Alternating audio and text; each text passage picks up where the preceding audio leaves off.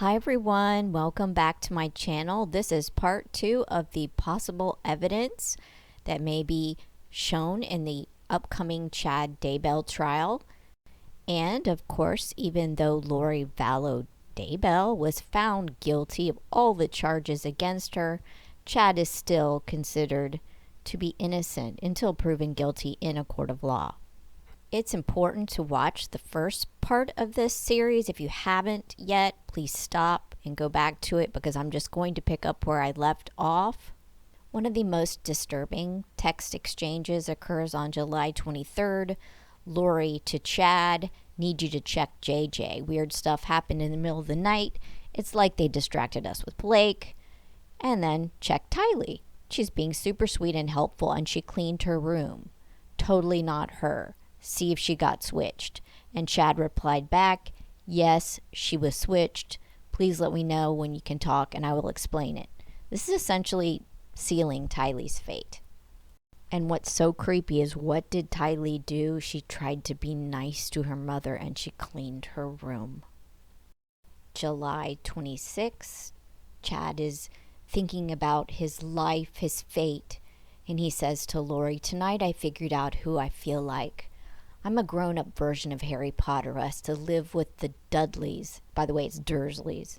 In his little space under the stairs, every few weeks I get to escape and have amazing adventures with my goddess lover. But then I have to return to my place under the stairs, feeling trapped. But I sense permanent freedom is coming? Yeah, he's premeditating.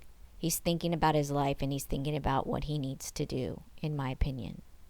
And then on July 30th, Chad sends Lori a message. Tammy is at 3. JJ is at 2. 0 essentially is death. So that's how close they were to being dead. This is all premeditation. It's using religious beliefs to endorse and espouse what they really wanted: to be together, to have money, and to have power. On or about September 1st, 2019, Lori moves from Chandler, Arizona to Rexburg, Idaho with Alex Cox, Tylee Ryan, and Joshua Vallow.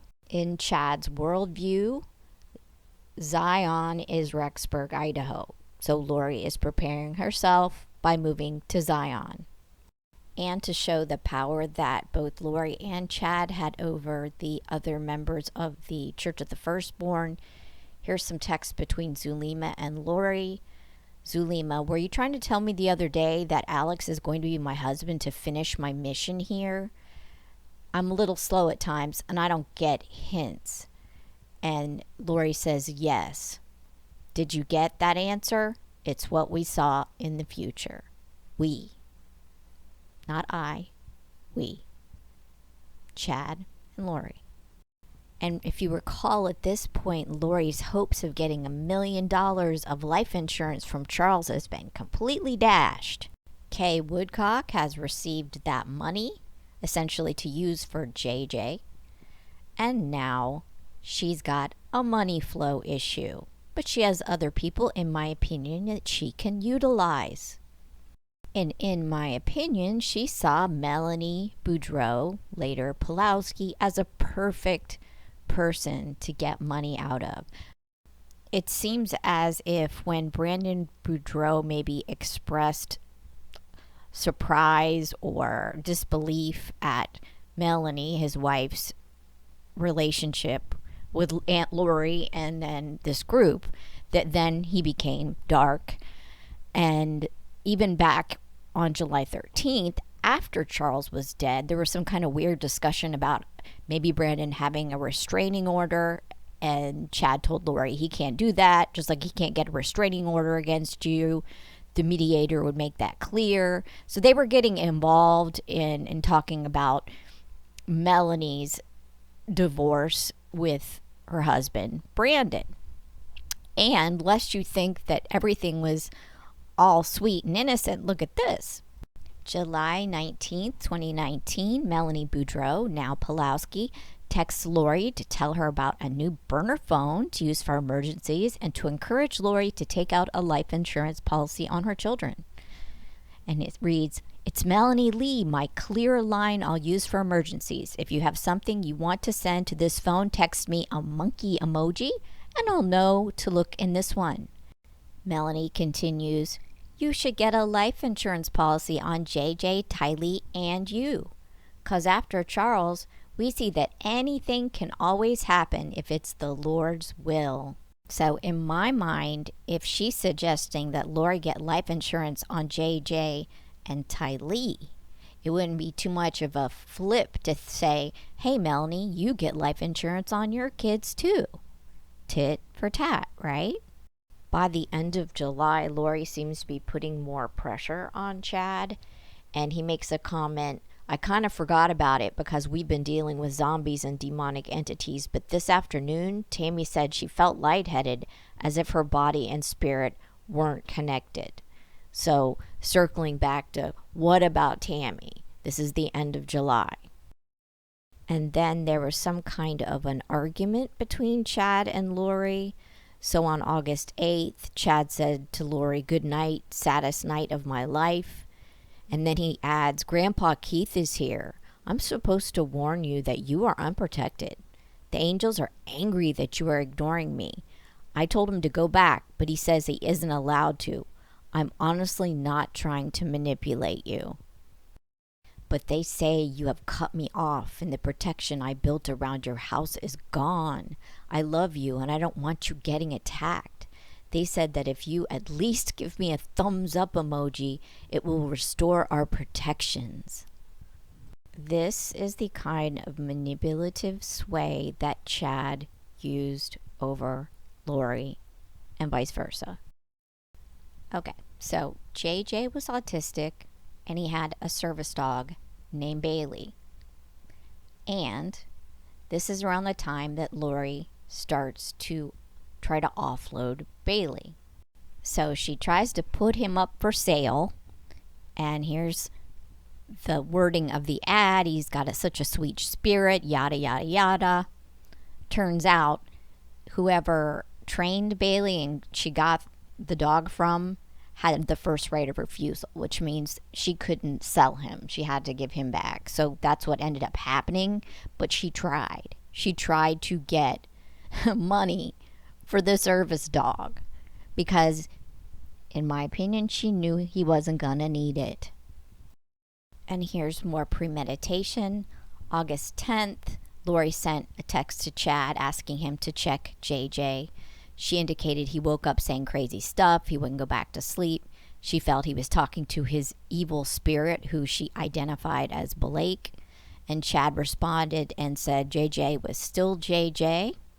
And Lori says to Chad, "Do you think there's a perfectly orchestrated plan to take the children and we just have to wait for it to be carried out? I feel lost, like I should be doing something to help." Lord have mercy. To help along your children's demise? So Chad replies, "There is a plan being orchestrated for the children. I was shown last night how it fit together, but has been taken from my mind, of course." And Lori says, "What should I be doing?" Nothing. Doing is an action. Chad says, "You are doing everything right, my love.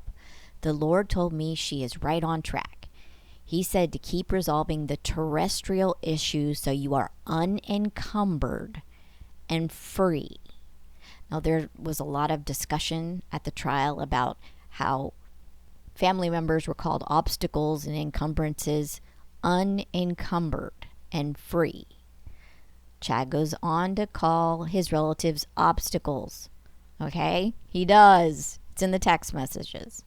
But things were not moving along fast enough for Lori, because the next day she sends Chad a pouty text telling him just to go back to his family. "You should give all your love and attention to your wife and family. I'm just a distraction. Go have fun with your family. I really do want you to. I just can't be in the way anymore. If things change, we can talk, but we have nothing until things change anyway."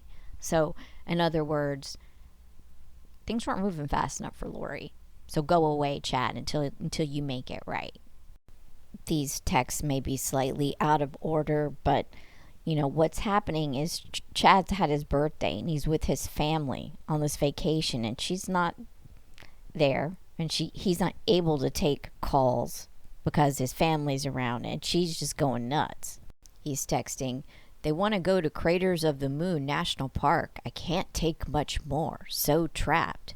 And then she replies back, "Are we supposed to wait forever?" And Chad says, "No, but the next 2 days will be torture. Thankfully, I'll be alone most of Wednesday and beyond." So he's always like stringing her along. And again, these could be slightly out of order, but they're all from the same day. And Chad says to Lori, "I will join you, but partly why I'm so sad is my Boise trip has turned into a trip with the extended family. Not happy about it." And then Lori's like, "Well, how much more of this can you take?" So I guess they probably had plans to see each other. And realize by this point, she's had her husband murdered by her brother in order to essentially free up her life to be with Chad. At this point, she's moving to Rexburg to be around nearby Chad, and he's still dick-dorking around with his family on these trips. And she's starting to snap a little bit. Lori says, "I'm so alone without you. It's devastating." And Chad replies back, "I feel so alone too. We are surrounded by telestial, earthly relatives that are simply obstacles. I'm so sick of it." I hope the Daybell children see this. I really do. They need to know what he's really like. "Chad, I want to be with you. That is my greatest hope and dream. I would happily join you." So he's trying to sweet talk her while he's sitting there with his family. Probably on the loo, texting away as his family's in the other room waiting for him. So then she whines out, "Just go be with your family. Just go be with them. Leave me alone. Just you go be with them." And he replies back, "Oh, honey, that's so crushing. I feel so destroyed inside. My love for you is deep and real." He goes, "But I'll leave you alone, as excruciating as that will be." But then she pops up, "Are you going to threaten me that I'm unprotected for doing so?" See, so she was worried, and she knew it was a threat, not being protected by Chad, that he would pull back all these spiritual protections, all this through the veil crap that's protecting her would get taken away the minute she isn't hovering around his storm, And Chad replies back, "Absolutely not. I'm so upset by the circumstances that I will add more protection to be with you."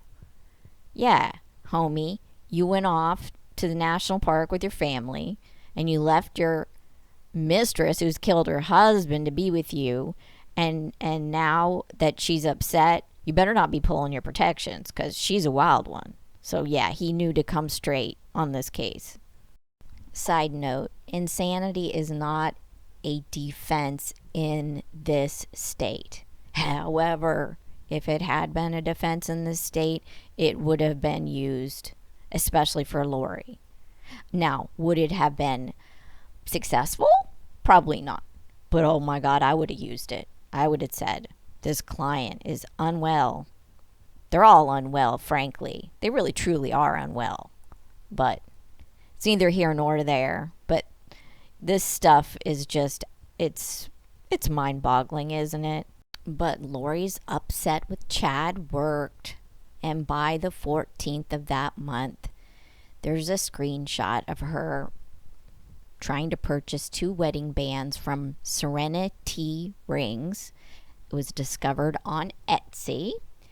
Lori has a small little hand, and she ordered a size 4 malachite ring, and she ordered a size 11.5 malachite ring for Chad. However, later the order was canceled by the seller due to some obligations. They didn't have enough time to produce the ring. She'll later go on to get similar rings. But just premeditation, here she is buying wedding bands for her and Chad. On August 17th, she's renting a budget van in order to get her belongings to Rexburg. Let's take a minute and talk about the Church of the Firstborn and their members and their prayer circles. Now, none of the other folks that are involved have been charged with conspiracy, so until they are charged with a crime, they're considered innocent until proven guilty in a court of law. You have Alex Cox and Zulema Pestenes, Melanie Boudreau, later Melanie Boudreau-Pulowski, Audrey Baratario, who allegedly Chad just brought on to keep Lori in the loop in the beginning. Note that she testified in Lori Vallow's trial that Lori threatened to kill her and cut her into little pieces, and that nobody would find her body. Sound familiar? Serena Sharp, another person associated with the group. Melanie Gibb, and then David Warwick, who she is now married to. I don't know how much David Warwick was really in the group, but he was present sometimes, and he also did podcasts. And Julie Rowe, who says she wasn't a member of the group but has information, was allegedly at one of the first castings. And there's more other just side people, but this is the main people we're going to talk about here. This is from an interview Julie Rowe gave with investigators, and they asked her about a time when she met with Lori Vallow, Chad Daybell, Melanie Pulowski, Melanie Gibb, Zulema, Alex Cox, and others in August of 2019. Julie Rowe recalled a prayer circle where they prayed for redacted. And I asked Julie who Hiplos was. So this was probably for Charles. And Julie explained Hiplos as, I don't know, it's redacted, but denied it was a person per se. So it was a demonic entity. We now know that they thought of it almost like as zombies. Julie was responsive to their multiple questions, but confirmed the overall belief system for the Church of the Firstborn. She denied being a member. She said that her involvement with the church was just focused on energy visions and manipulation. Now, mind you, if they were doing something in August of 2019, it wouldn't have been on Charles. It probably would have been on Brandon Boudreau or one of the children. And what I'm showing here is more circumstantial evidence of premeditation.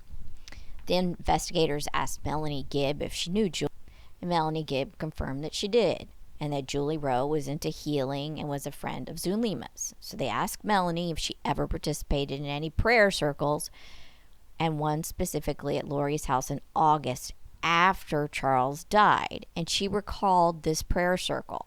And she indicated that she and her boyfriend David Warwick were there with Melanie Pulowski, Alex Cox, Chad Daybell, and Lori, and she stated that Chad even brought out a seer stone.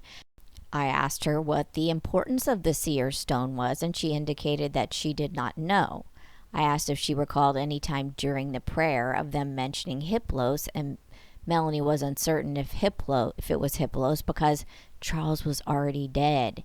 And I asked her if she recalled Julie talking about a dragon. She again was uncertain what was said, but she did recall them talking about a dragon.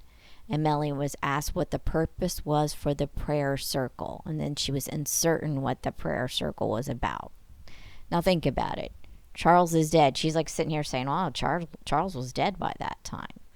So we're talking about Brandon Boudreau, or we're talking about Tylee Ryan more than likely, or maybe Tammy. I don't know.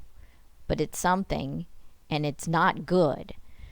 Melanie Gibb also gives investigators more insight into the thinking of the Church of the Firstborn. She said that Chad and Lori told them they were married in another life and that they were to be part of the 144,000 and supposed to move to Idaho and get married. Melanie Gibb said she was aware that Zulema and Lori would argue about this. So I don't know if she's talking about arguing about Zulema marrying Alex Cox. Here on August 21st, 2019, you have between Lori and Zulema been working on you. They are giving you idea energies and trying hard to discourage you, clearing you out, hoping you are feeling better. And Zulema replies back, I do today. I received an answer this morning, clear as can be. I will go to Rexburg eventually, but not right now. I have a little time left here. Zulema was dragging her feet, going to Rexburg. On August 27, 2019, Lori set up residency at 565 Pioneer Road. Zulema Pastenes, the widow of Alex, testified at Lori Vallow's trial that Alex Cox would do anything for Lori Vallow. She testified that whenever he wanted to do anything, he had to get Chad and Lori's blessing first.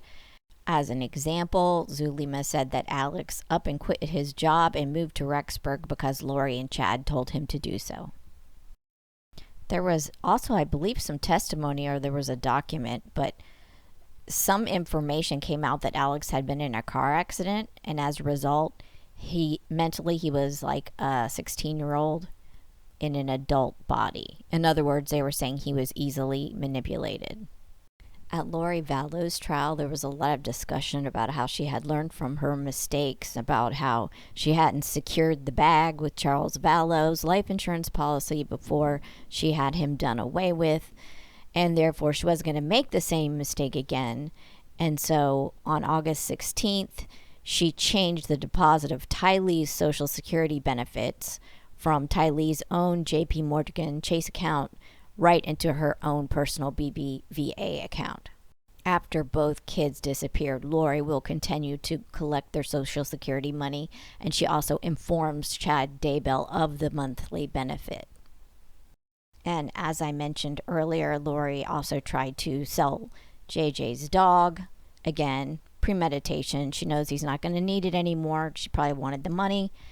Anyway, she couldn't do so, so Dog Training Elite of Arizona picked up Bailey on August 30th, 2019.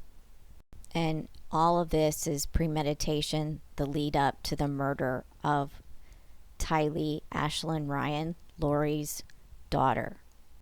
To give you an idea of the mindset, on September 3rd, 10 o'clock, Alex sent Lori a text asking, hey, what you doing? Lori responded, working on Z's, which stood for zombies. Which did you decide on username and password? Alex chooses too many kids, and she replies, funny. Alex told her that he was proud of her, and he stated no more Z's. Lori replied, we're trying to get to the bottom of what we need to do to eliminate them completely. I'm sure you'll be able to also. Alex also stated, I'm going to get lunch, probably going to go to the range to sight in my rifles. The following text string was noted. Lori said, bad news on our brother. And Alex said, what's that? And Lori said, Z, which stood for zombie. And Alex says, really? When was that? And Lori says, as of early January. And Alex says, well, that explains his interest in Charles. And Lori said, Ned recruited him shortly after. That is why. Ned is the evil spirit that was allegedly in Charles. He's part of the 24. Alex says, well, that makes sense. Wow. Lori said, more sad news. Guess who is the final Z of the 24? Alex said, Pops or Brandon? See, they already had their target set on Brandon. And then the word Adam.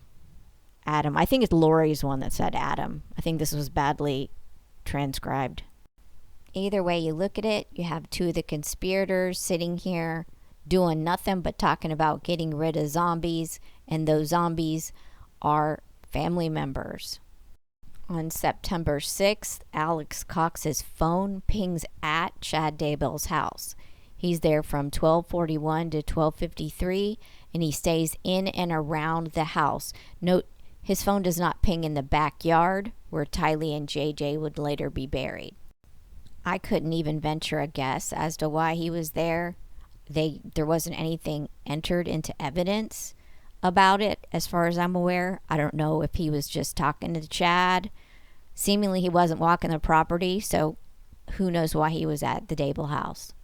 And then a very clear, overt act On September 8th, 2019, Chad Daybell Googles south-southwest wind, SSW wind, and he visits a website entitled, "What is the definition of SS wind direction?"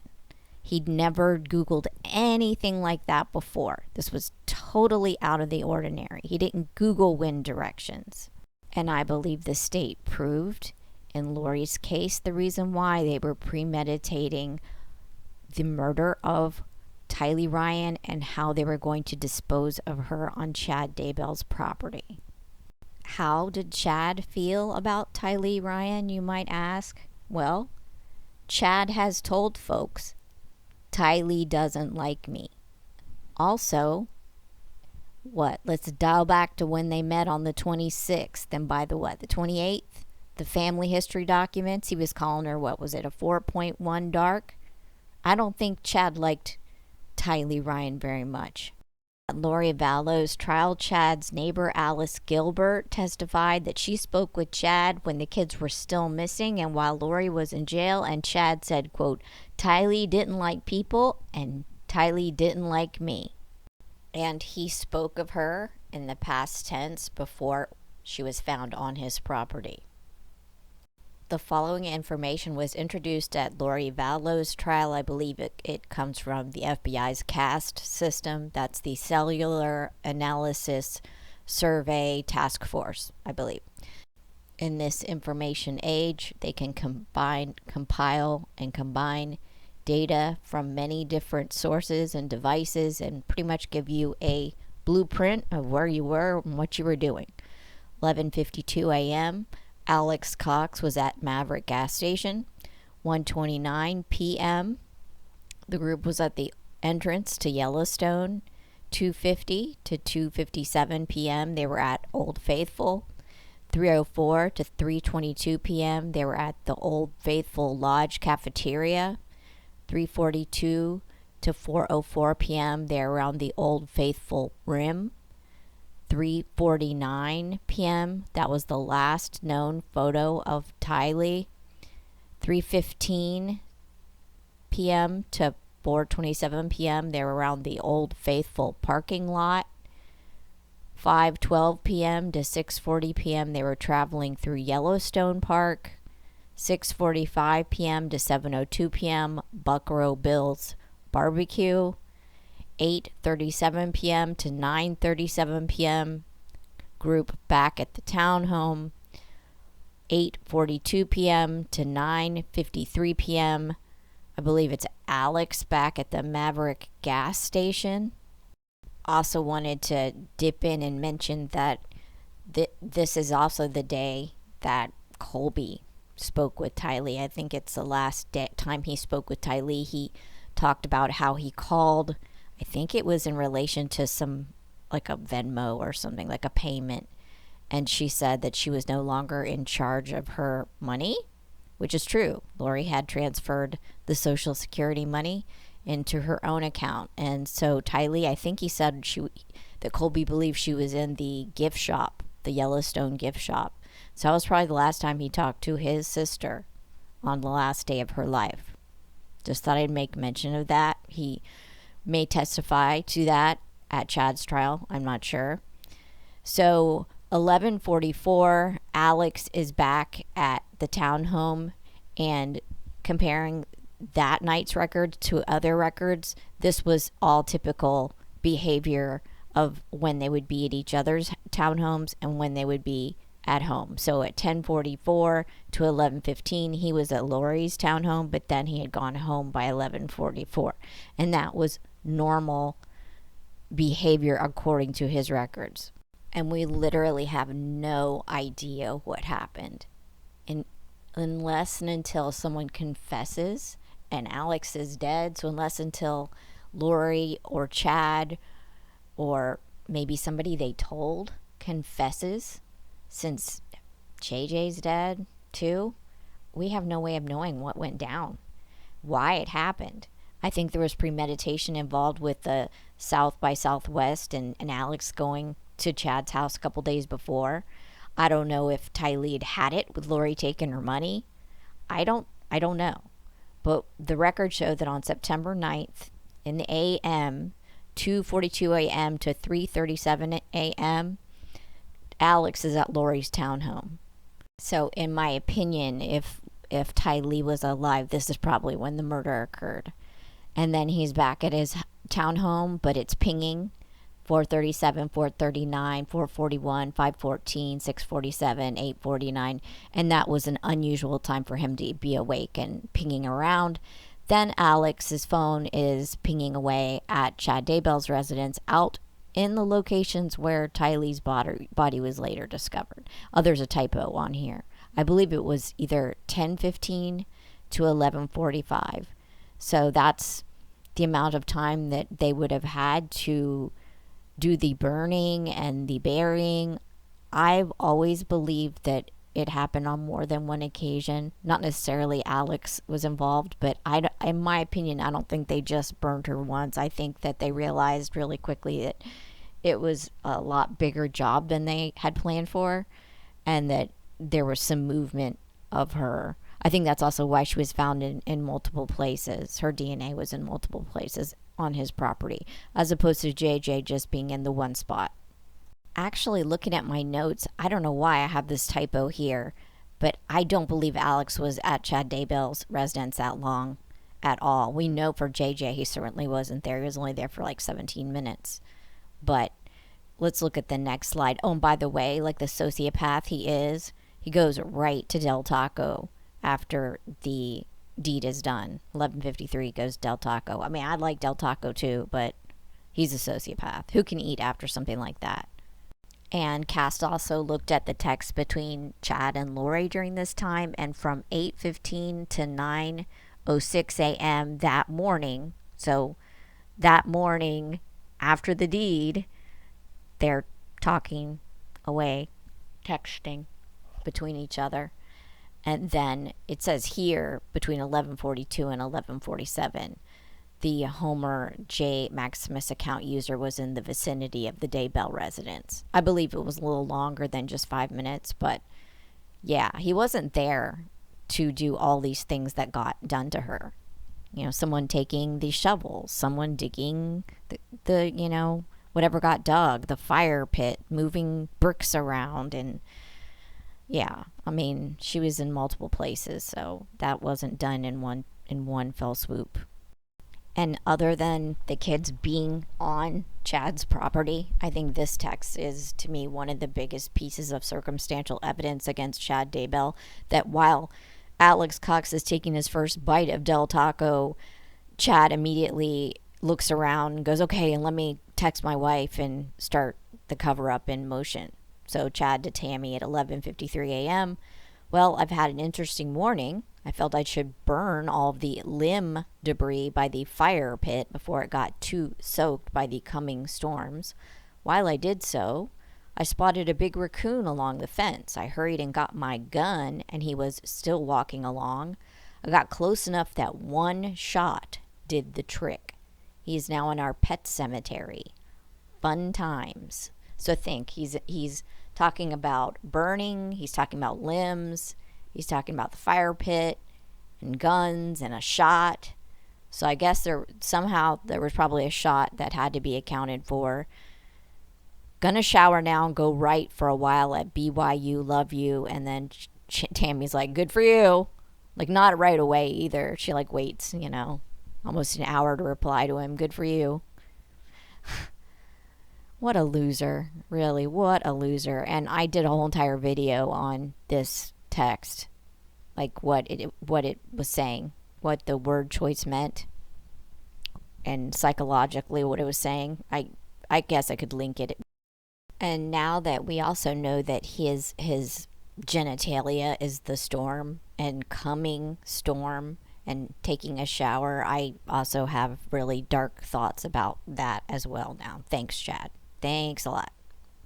So let's switch it up. The Daybell children spoke with 48 Hours, and Garth Daybell offered the following information. He said that the night that we now know that Tylee was buried in the backyard and that Chad texted Tammy about the raccoon, that Chad had also said to Garth, hey Garth, I got that raccoon we were looking for.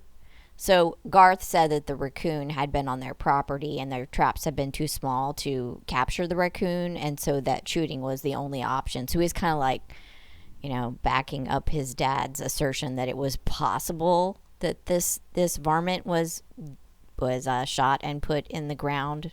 I wonder if they're still in denial about all this. I mean, I feel sad for the kids. And in my opinion, along with the bodies being on his property, the most incriminating evidence was this raccoon text. Because Chad put himself at the crime scene that day, like right there. He puts himself right there by the fire pit the day Tylee was buried. He associates himself with a gunshot. He associates himself with the burial. He had the motive, he had the means, and he had the opportunity. It's the one of the worst pieces of circumstantial evidence against him, along with the fact that the bodies were on his property. Expert witnesses testified at Lori Vallow's trial about some of the wounds found on Tylee. For example, she had a sharp force wound on her sacrum. That's at the bottom of the spinal column and not a place that one would get a wound when one is dismembering a human body. So some wounds were of the stabbing type with a knife or a bladed tool, while others were with a chopping type of tool like a cleaver, a machete, or a hatchet. We didn't get to see these pictures, but the sketch artist gave it a shot. Also, to further back up, like the alibi concept of the raccoon text, when they went and looked at the length of the messages between Chad and Tammy, that raccoon text was one of the longest messages that they had sent. So it's probably like me and my man, it's literally like, get this, thanks, we're real.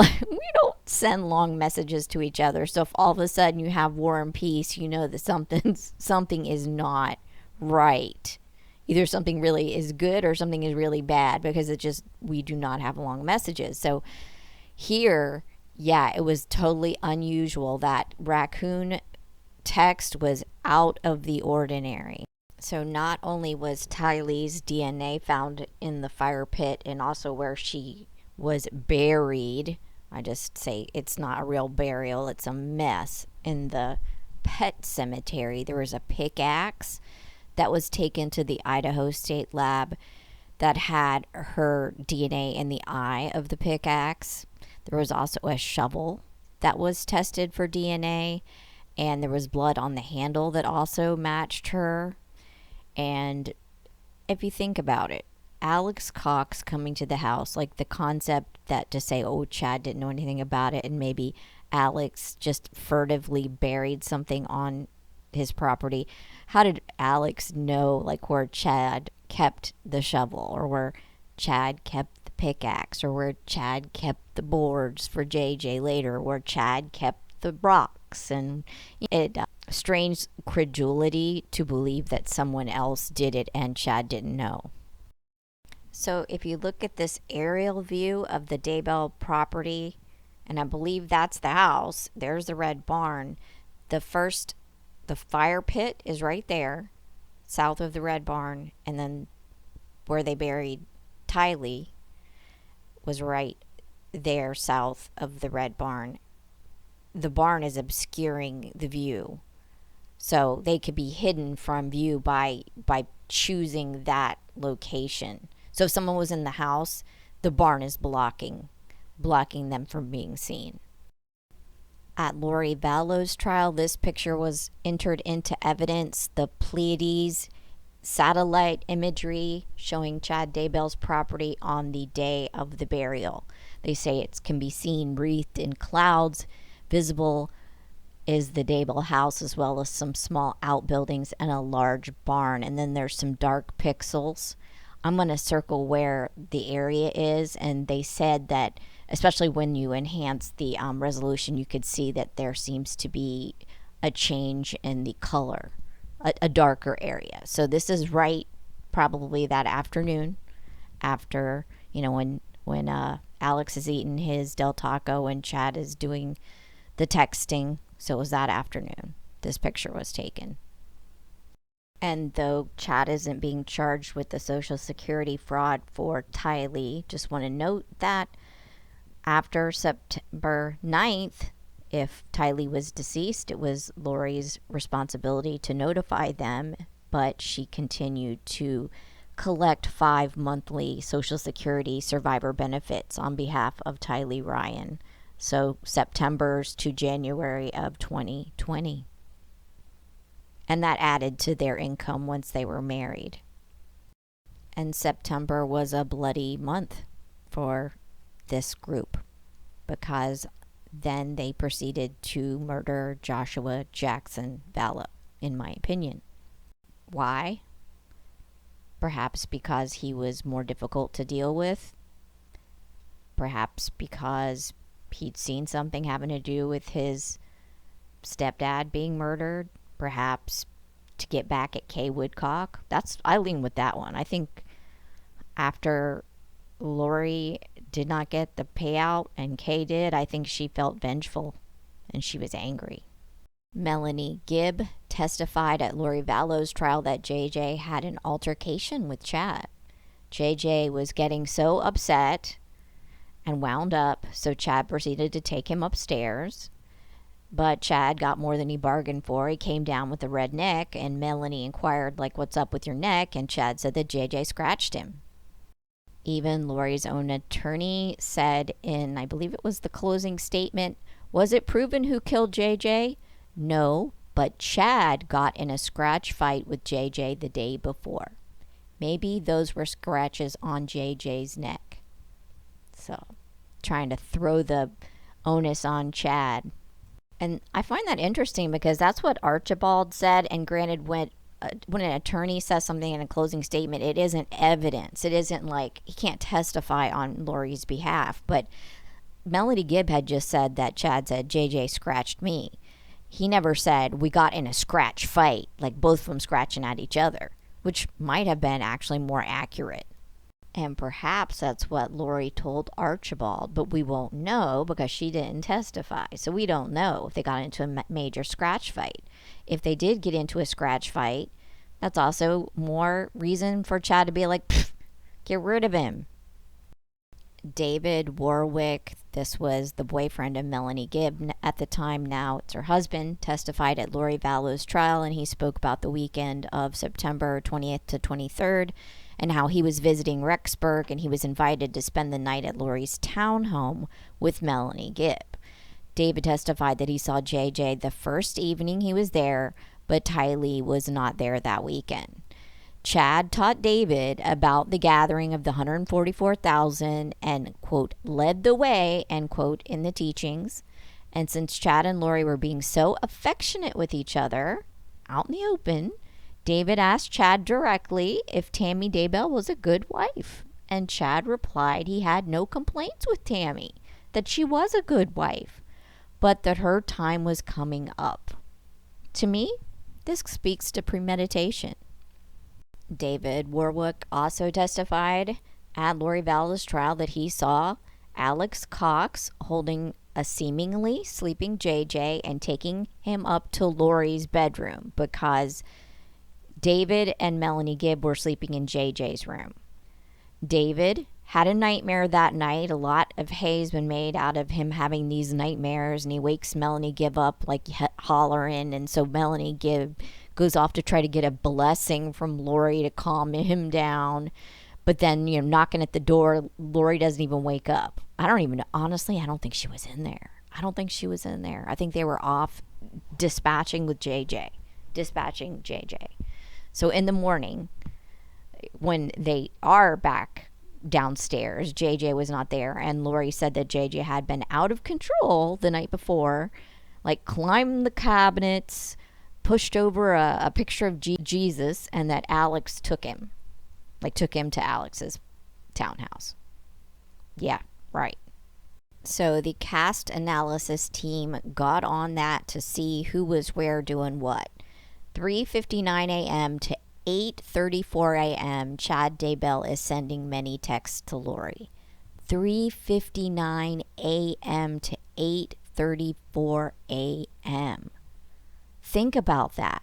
That's all night long when everybody else is sleeping. Then at 9:25 a.m., Chad calls Alex, I think to say, hey, come now, the coast is clear. Then 9:30 to 9:35, Chad calls Lori 3 times. Then at 9:55, user Homer J. Maximus, that's Alex, he's on the Daybell property. So he's gotten there. He's arrived at 9:55 and he only stays to 10:12. And if you look at the pictures of JJ's burial area there on the Daybell property, you'll see that there was a tree, and obviously the grave had been dug, required tree roots to be cut on a tree that's a mature tree. It's not easy to cut tree roots so close to the tree.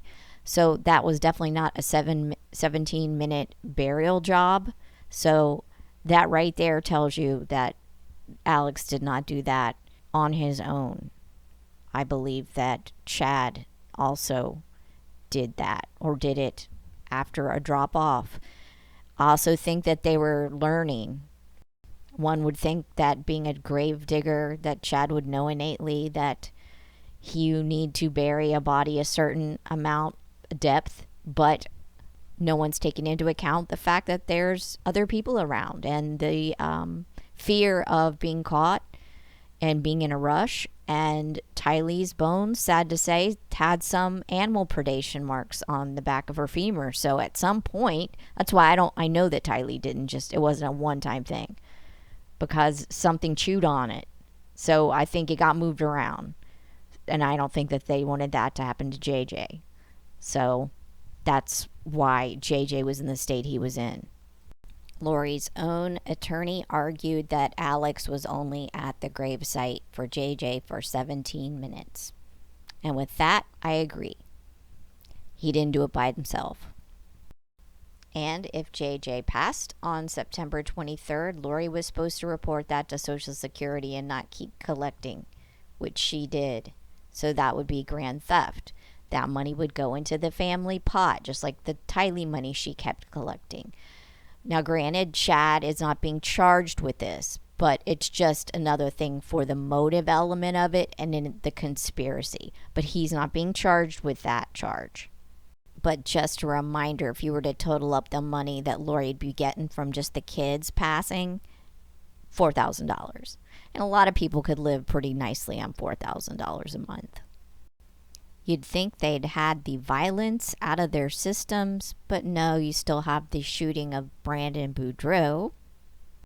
I think this is a good place to stop part 2, and if you're interested in watching part 3, you're going to find out what happened to Brandon Boudreaux, how he saved his family, and then the sad demise of Tammy Daybell, and round out the conspiracy with the welfare check on the children, and Chad and Lori going on the lam to Hawaii and then getting brought back to the mainland to account for the missing kids, and then the discovery on the Daybell property. So if you like this video, hit the like button, hit subscribe, and you'll be notified to find out what happens in part 3, so you'll know what kind of evidence Chad will be looking at in his upcoming trial. So without further ado, have an excellent day. Bye.